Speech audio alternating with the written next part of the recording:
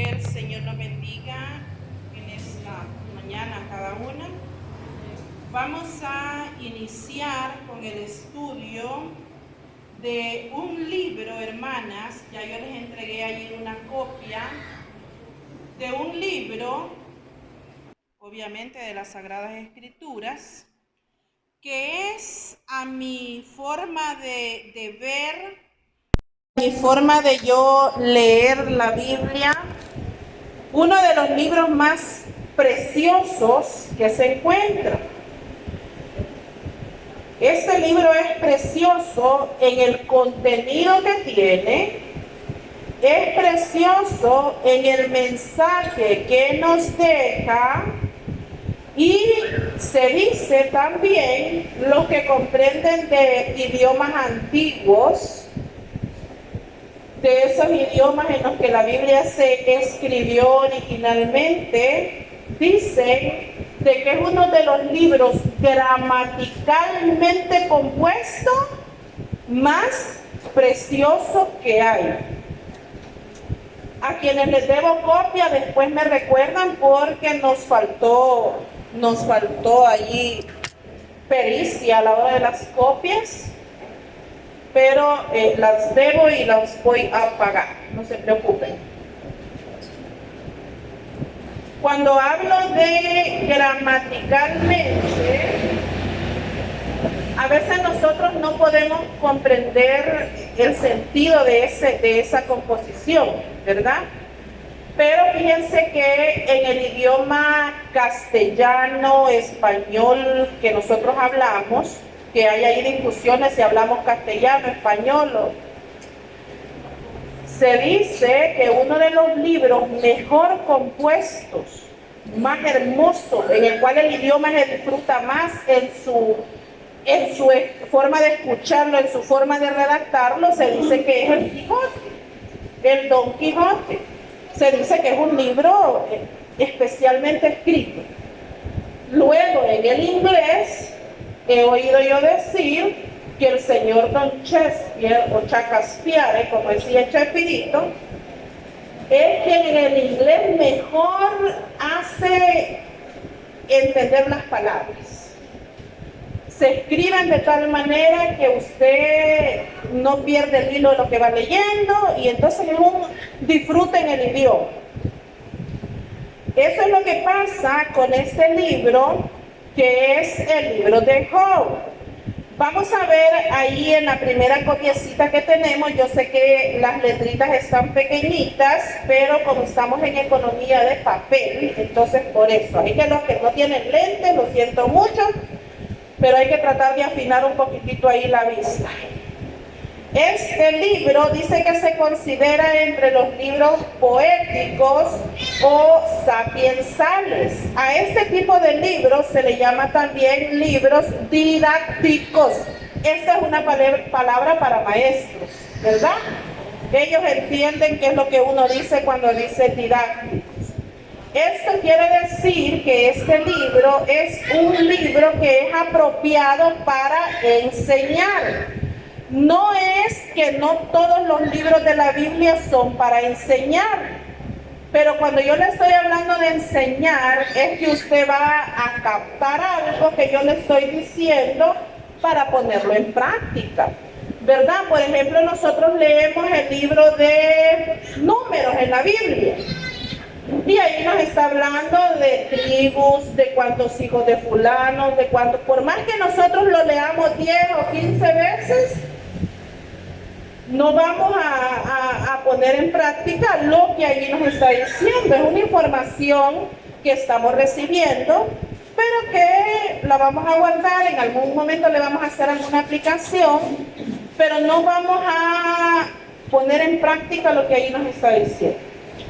En cambio, este tipo de libros dice que son muy apropiados para dejarnos una enseñanza en nuestra vida.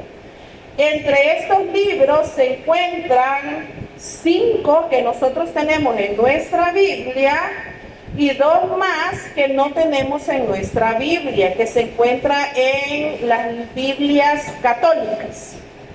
Entonces, Podemos en algún momento también estudiar de por qué hay una Biblia con más libros, con menos libros y todas esas cosas. Pero entre estos libros que son de este tipo se encuentran el libro de Job, Salmos, Proverbios, Eclesiastés, Cantar de los Cantares. Eso los conocemos y los tenemos en nuestra Biblia. Está el libro de sabiduría y el libro de eclesiástico. Eso nos quedan de tarea. El libro de Job, para nosotros leerlo completo, vamos a estar algunos domingos estudiando el libro de Job. No lo vamos a estudiar letra por letra, sino que algunas enseñanzas que encontramos ahí, pero ahora vamos a ver las que son generalidades del libro. Usted puede leerlo completamente en el canal de aquí de la iglesia, en el canal de YouTube está el audio del libro de Job. A mí me gusta mucho leer con los oídos y leer con la vista.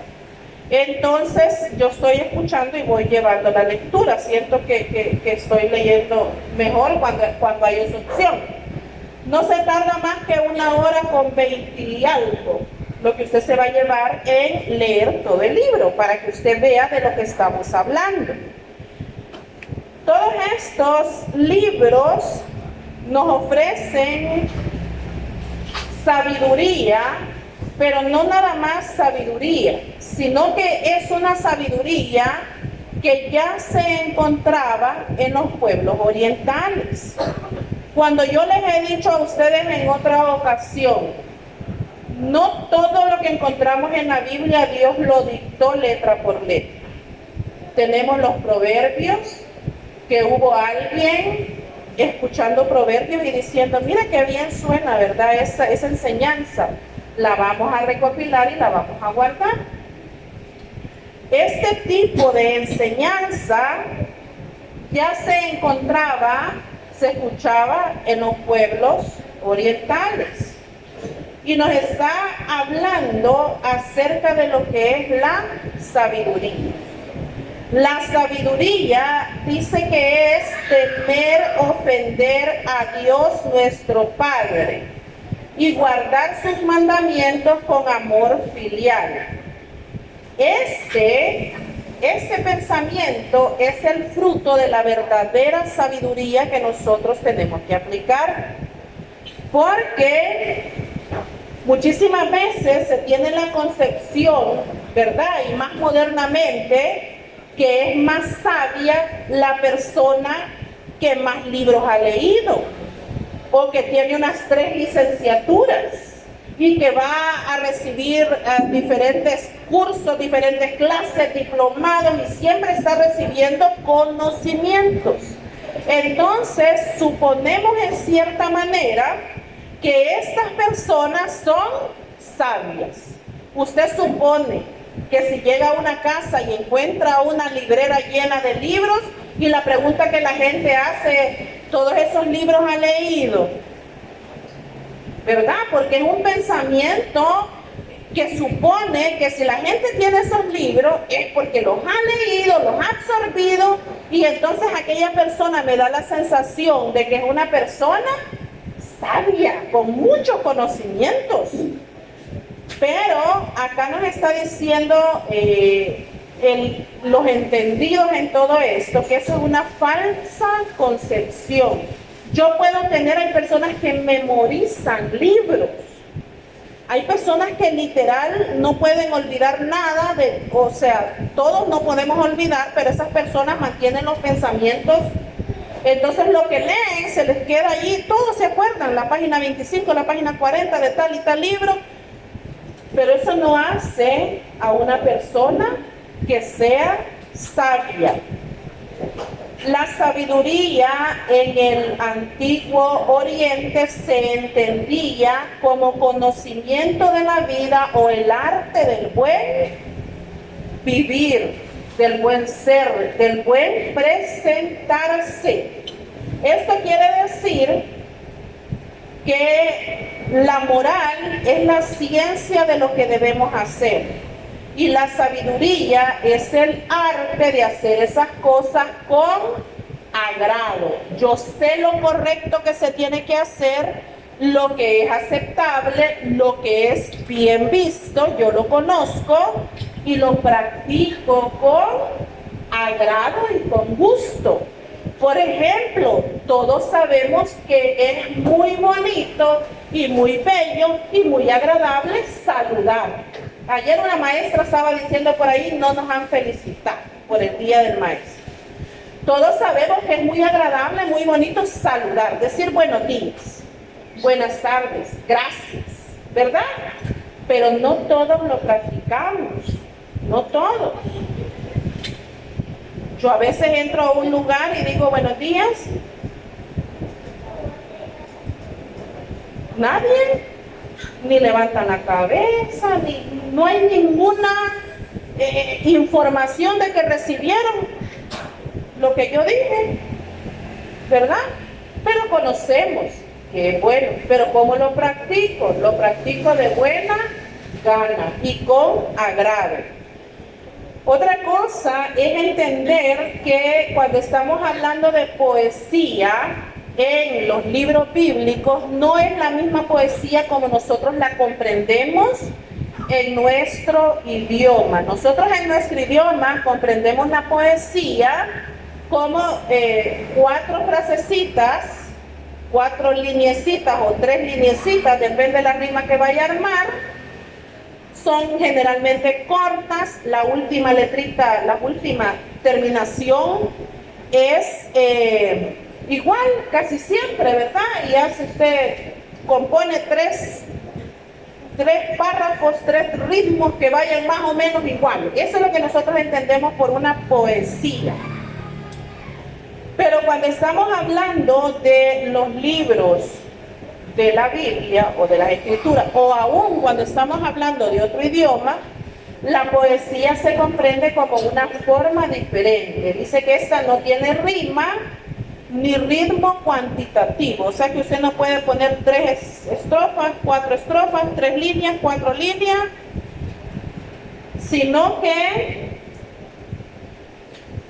lo que le da sentido a decir poesía es de lo que está hablando la escritura. Y luego a que se acostumbra decir lo mismo de 2 formas diferentes. Por eso es que nosotros en los salmos encontramos muchas veces como que nosotros decimos, está repetido el texto. Lo mismo que dice arriba, dice más adelante. Es porque lo está repitiendo como en forma de poesía. Otra cosa es que como no es nuestro idioma, nosotros no le vamos a encontrar el sentido.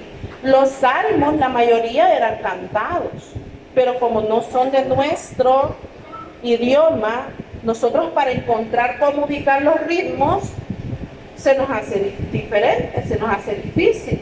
Por eso es que no podemos cantarlos, pero cuando hablamos de poesía hablamos de eso, está repitiendo cierta información o diciéndola de una forma muy diferente.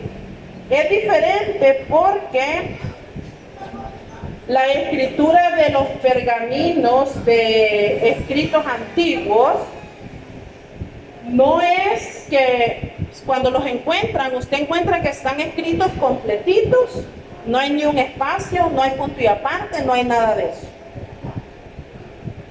A mi forma de pensar, no crea usted que eso es de los científicos, sino que es de mí misma. Costaba tanto preparar un lienzo para escribir, sea un pergamino, una piel de un animal. Era un trabajo tremendo para preparar ese lienzo. Entonces imagínense, preparé el tremendo lienzo, me llevó tantos días y me pongo a escribir los parrafitos así. Estoy desperdiciando todo el trabajo que he hecho. Entonces yo digo, quizás por eso es que ellos escribían así, ¿verdad? De corrido, sin dejar ningún punto y aparte ni ningún nada, para no desperdiciar nada del pergamino. Porque nosotros bien fácil vamos y compramos otro cuaderno y seguimos escribiendo y hacemos anotaciones solo por hacerlas. Pero si usted tiene que prepararse, lo que va a escribir lo va a pensar mucho para escribirlo. Y entonces no va a querer dejar ni un espacio vacío en aquello que esté escribiendo.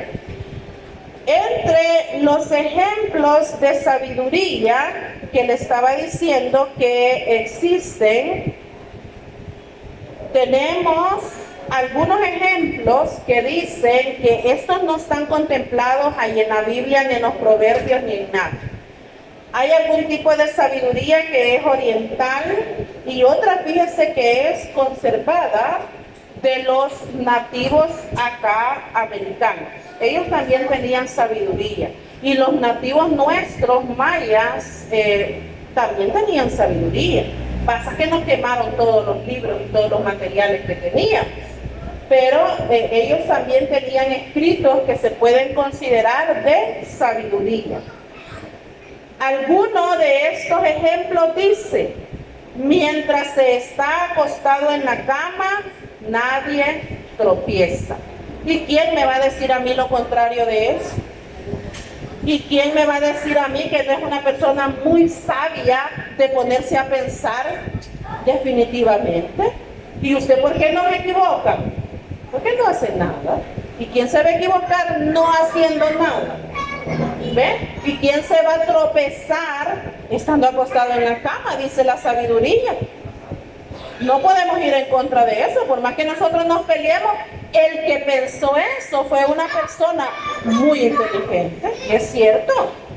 Tenemos otra que dice: el viaje más largo comienza con un primer paso.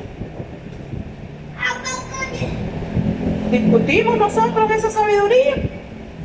Todo, por más que usted se vaya a atravesar toda América caminando, el primer paso es lo que le va a dar el impulso y la salida de lo que usted está haciendo. No hay más. Si nunca da ese primer paso, nunca va a poder llegar a lo demás que usted está pensando.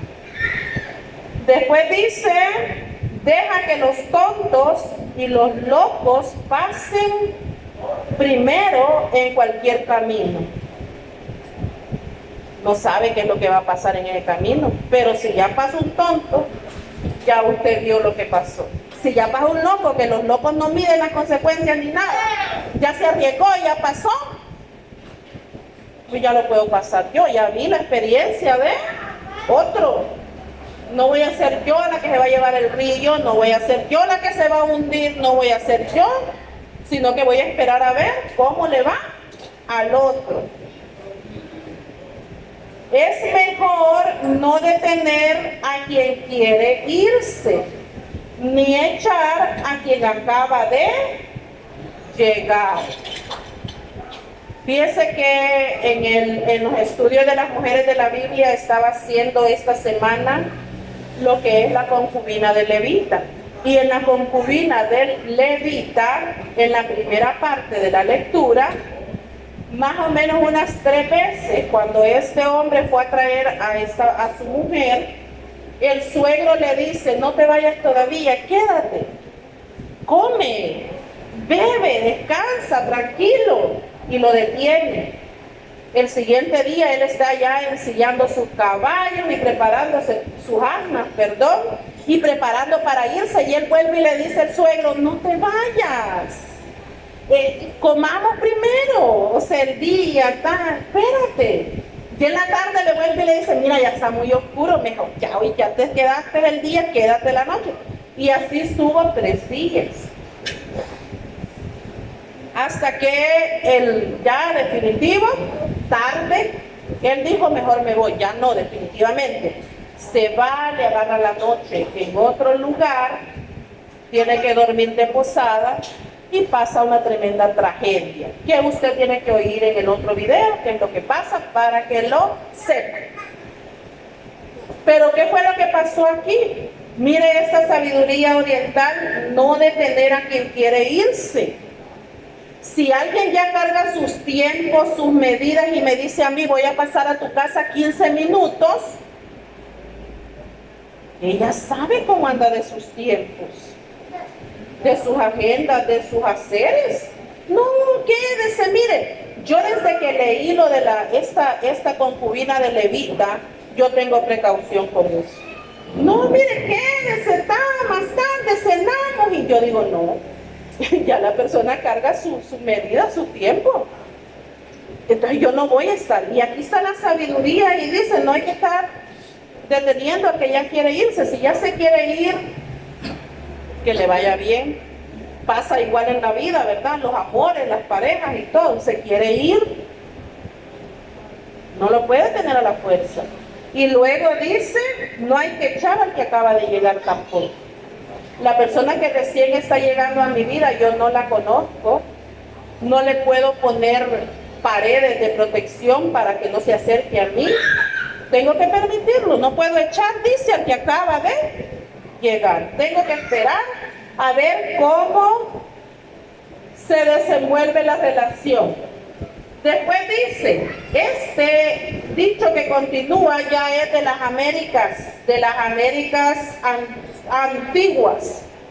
Si nos preguntamos a menudo, el don del conocimiento acudirá a nosotros. Eso pasa con los niños chiquitos cuando tienen muchas curiosidades. Mamá, ¿y por qué pasa esto? ¿Por qué esto de este color? ¿Por qué esto se hizo así? ¿Por qué vamos a ir? ¿Por qué no vamos a ir? ¿Por qué? ¿Por qué? ¿Por qué? ¿Y por qué? Nosotros tenemos que satisfacer las preguntas de esos niños y explicarles. No por esto, sí por esto pasa por esto, lo otro pasa por lo otro. Lo mismo sucede con nosotros los grandes. Hay personas que leen la Biblia y no se hacen ninguna pregunta de la Biblia. Solo la leen. No entendí esta palabra. No sé qué quiere decir esto. Dios sabrá, ¿verdad?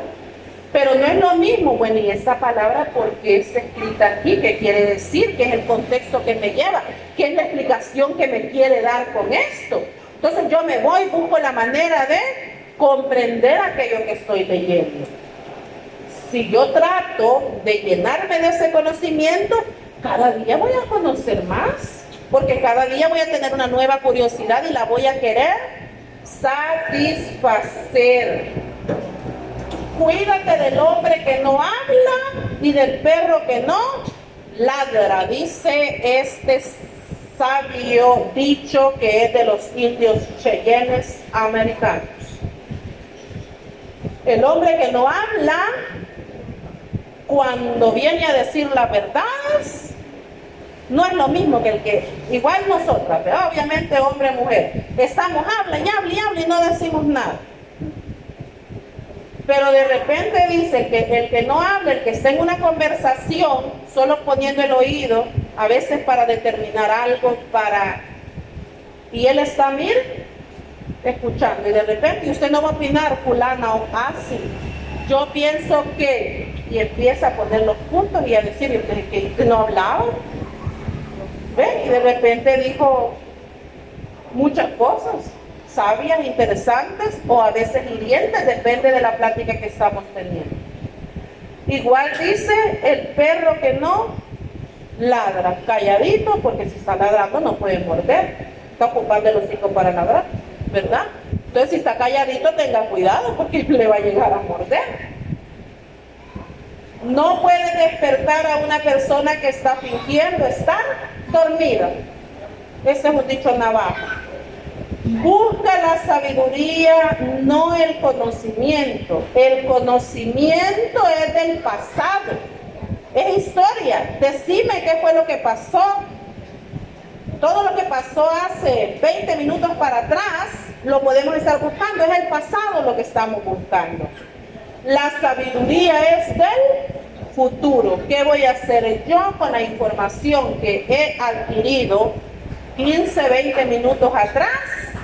Esa es sabiduría. ¿Cómo voy a usar yo ese conocimiento?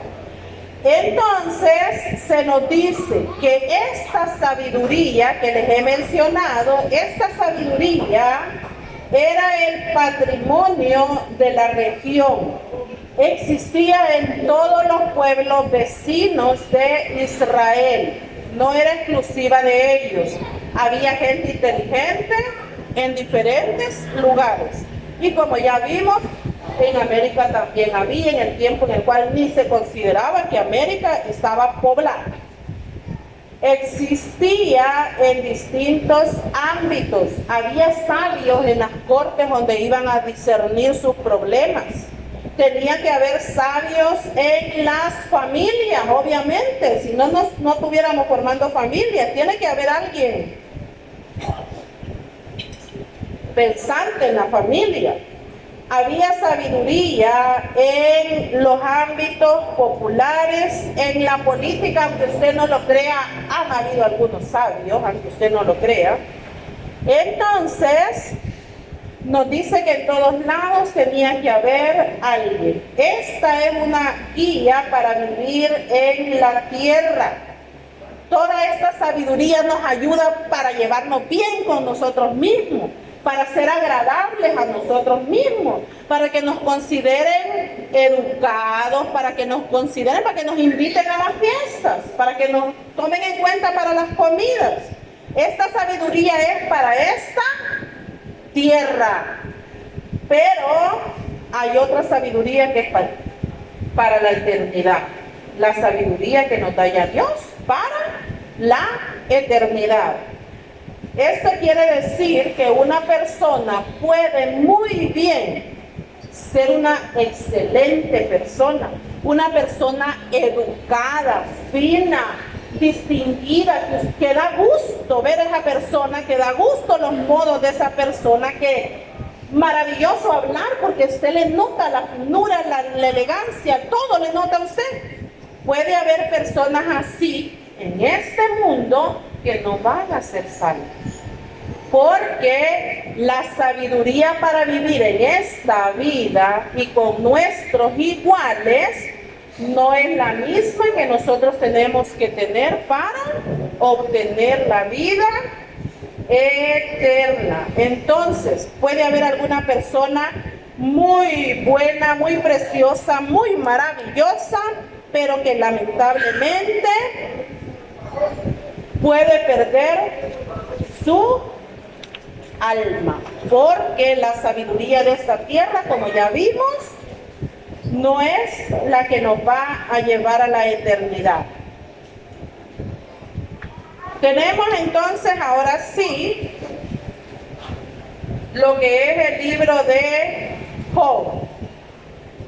Dice que en el libro, en la Biblia que nosotros como cristianos protestantes leemos, es el primero de los libros sapiensales. Ya dijimos cuáles son sapiensales. La temática que tiene el libro es el sufrimiento de un inocente. Ya desde ese tiempo remoto, la gente se preguntaba, había pensadores enredados en el dilema de por qué sufren las personas buenas. ¿Por qué una persona buena le llega una enfermedad grave y terrible? ¿Por qué a una persona buena la dejan enredada con deudas y la anda buscando el cobrador porque sirvió de prestamista o de ya se me olvida, fiador para otro sinvergüenza? Y el pobre que es decente, que es una buena persona, trabaja extra, se rebusca por pagar aquella deuda que el sinvergüenzote solo llegó a firmar el papel y se fue. ¿Por qué pasan estas cosas? Todo el tiempo ha habido ese pensamiento y este libro es parte de ese dilema que ha existido en la humanidad. Nos dice que es la historia de las desgracias sufridas por un sabio oriental y los diálogos con sus amigos sobre encontrar sentido a la desgracia que aquel estaba viviendo. Es que esa es una pena que todos tenemos siempre. ¿Por qué me pasan a mí estas cosas? ¿Por qué? ¿Por qué no le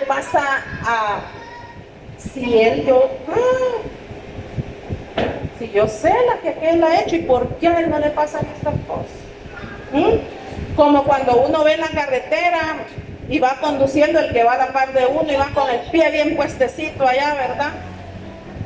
Casi 100, casi 100, pero pasa uno más rápido a la par suya, pero el policía que está allá le pone a usted la pistola, lo detiene a usted y le pone el esquema, pero el que acaba de pasar iba más rápido, no lo vio.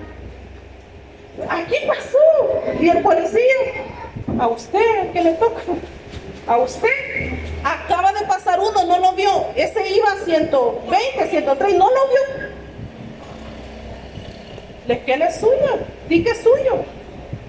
Y así nos pasa a veces en la vida, y nos estamos preguntando, ¿por qué me pasan a mí estas cosas? ¿Por qué que yo estoy sufriendo de esta manera? Si yo he sido correcto, bueno, educado, no he sido la persona más maravillosa del mundo, pero tampoco he sido la más malvada, no he sido la más maligna. ¿Y entonces por qué?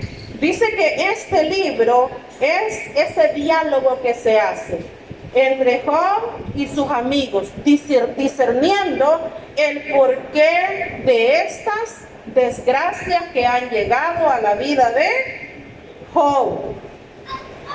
Fue compuesto allá por el siglo V, o sea, 500 años antes de que naciera el Señor Jesucristo. Escrito hace 2520 y tanto, como me dice la señorita Valerie, que quiere que llevemos cabales los años, hace unos 2500 años, escrito.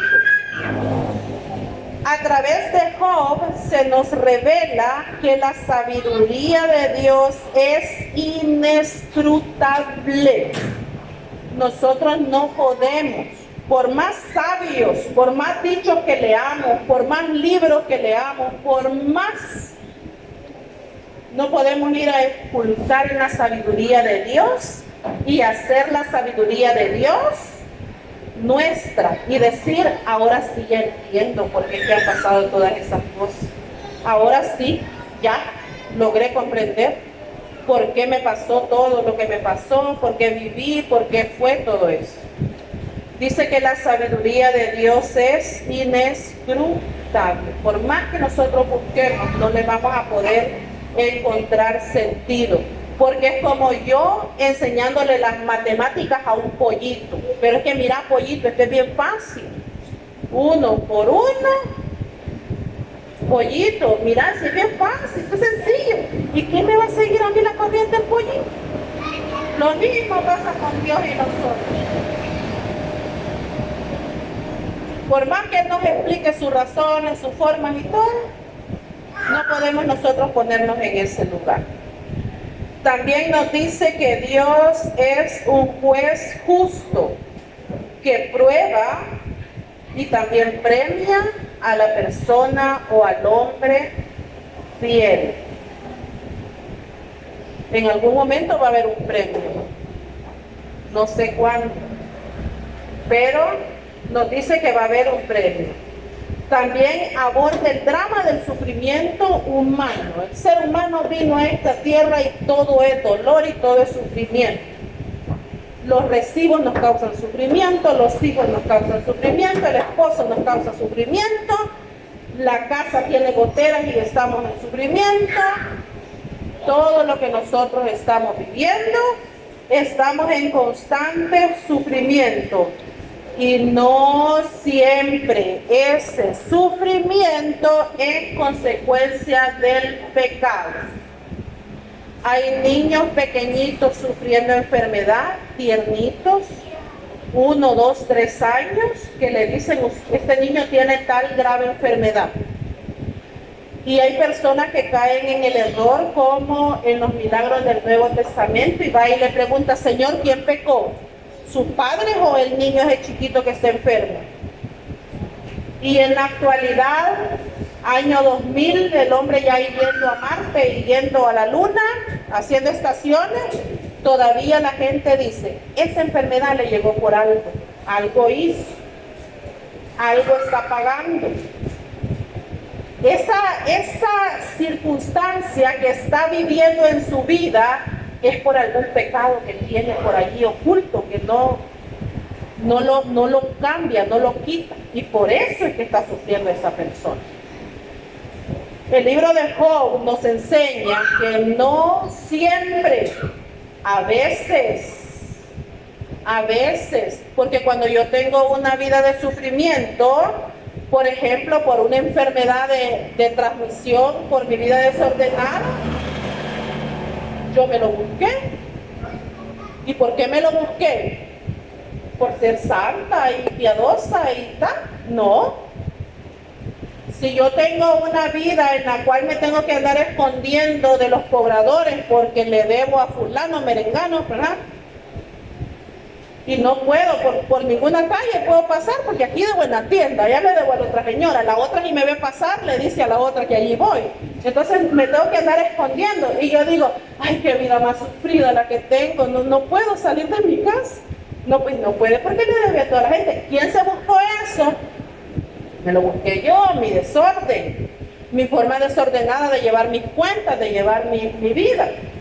Pero Job dice, no siempre usted va a encontrar la razón de los sufrimientos en sus pecados. Puede ser que yo tenga una vida, como le digo, no puedo yo ponerme en un altar y decir soy la más santa, pero tampoco es que me puede sacar los pecados así nomás. Entonces dice Job, aún así se le van a encontrar pecados, no son consecuencias. Los amigos de Job escarparon en la vida de Job y no encontraron pecados. Y como no encontraron pecados, entonces no encuentran razón al sufrimiento que él está pasando. Ya casi, unos 2 minutos más, espérenme. Dice que empieza a manifestar con ello la esperanza de una retribución ultraterrena, ya que su explicación en esta vida no es satisfactoria. El libro de Job empieza a vislumbrar que no puede ser que en esta vida sea todo lo que nosotros. Si yo me muero sufriendo, comienza a razonar Job, no puede ser que esto sea todo lo que hay. Porque hasta el momento todavía no se consideraba el pensamiento de que no es una parte de nosotros fuera a vivir a la eternidad. Todavía no se comprendía de esa manera. Yo no le puedo decir cómo es que ellos comprendían el estar al lado de Dios, pero ellos no entendían la trascendencia del alma. Entonces para ellos el todo que se podía esperar era ser bien enterrado junto a sus padres. Por eso es que dice muchas veces Jacob, Isaac, Abraham, la gran importancia de que cuando yo muera me lleven a sepultar a la tumba de mis padres, porque eso es bueno y es honorable, es un fin maravilloso ese, que a usted no lo dejen perdido por allá lejos. Entonces dice Job, empieza a pensar, no puede ser que el todo del ser humano sea venir a esta tierra, vivir, disfrutar, comer, morirse y ya. Él empieza a razonar y a pensar que debe haber algo más, por lo cual los seres humanos podamos luchar. Lo que deja claro es que el sufrimiento está muy cercano al hombre en esta vida y que en cierto sentido forma parte de nuestra vida. El sufrimiento forma parte de nuestra vida. Y este libro, las personas aquellas que utilizan la Biblia a su conveniencia, como unos grupos que andan por allí de prosperidad, de que Dios nos da todo lo que le pidamos. Mire, ellos pueden fácilmente arrancar este libro de su Biblia, porque este libro no es adecuado para las personas que pensamos que porque me porto bien, todo me tiene que ir bien, que porque soy correcta, automáticamente todo me debe ir a mí perfecto en la vida y voy a andar caminando sobre flores, porque como yo soy bien, me porto bien, soy correcta, entonces todo a mí me tiene que ir perfecto. Cuando nosotros no cuando nosotros no comprendemos que el sufrimiento forma parte de nuestra existencia como seres humanos, entonces le estamos quitando la importancia al libro y la enseñanza que el libro nos quiere dejar a nosotros. Y estamos diciendo, esto es automático, yo soy buena, yo me merezco una vida buena. Entonces este libro no es apropiado para aquellas personas que piensan que la prosperidad es el todo del ser humano, porque para ellos un sufrimiento ya no es el mismo Dios que nosotros estamos creyendo, porque el Dios que ellos conocen y que ellos adoran solo es para dar, para dar, para dar y para dar. Entonces no es apropiado ni adecuado. Vamos a llegar hasta acá, continuamos el estudio la próxima ocasión que nos veamos. Vamos a pedir a nuestra hermana Lolita que nos haga el favor de orar para que terminemos esta reunión en paz, por favor.